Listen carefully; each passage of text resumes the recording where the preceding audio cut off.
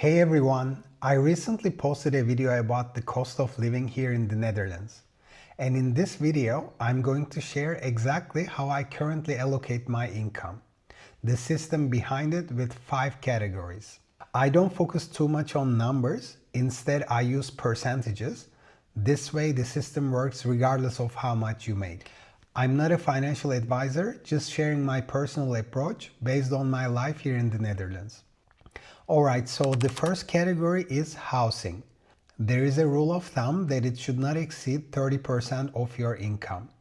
I know this is not always realistic. I've had times in my life, especially when I lived in Amsterdam, just my rent alone was exceeding 40% of my income. Currently, around 30% of my net income goes to housing. This includes my mortgage, utilities, and local taxes. So basically everything related to my housing. The next category is probably the most important one for my future. It's the investment. In my case, mainly ETFs. Around 6 years ago, I came across the idea of paying yourself first. The concept is simple. If you save and invest, what is left after spending, you will never really get ahead. So I flipped the approach.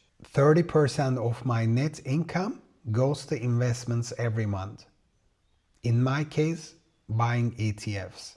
I've automated everything. We get paid on the 23rd of each month.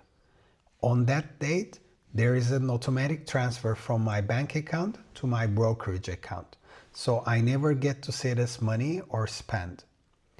Within the brokerage account, I've also automated 2 days after.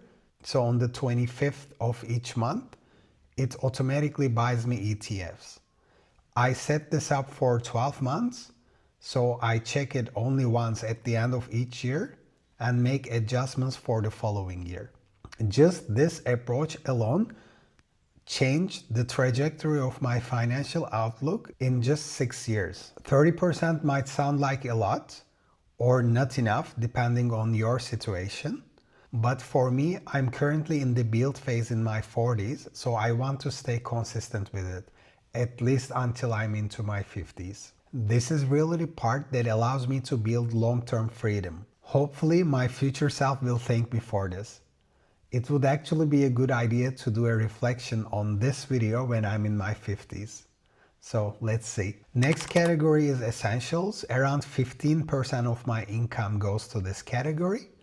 It includes groceries, health insurance, transportation, gym membership, basically the day-to-day cost of living. I don't try to optimize every euro here, but I stay mindful. Alright, next category is travel and lifestyle.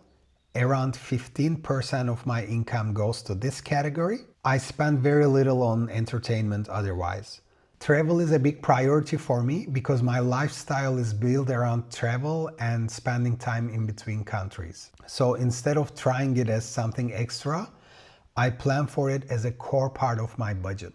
Also, whenever I get bonus, that also goes into my travel budget. The last category is what I would call support or giving.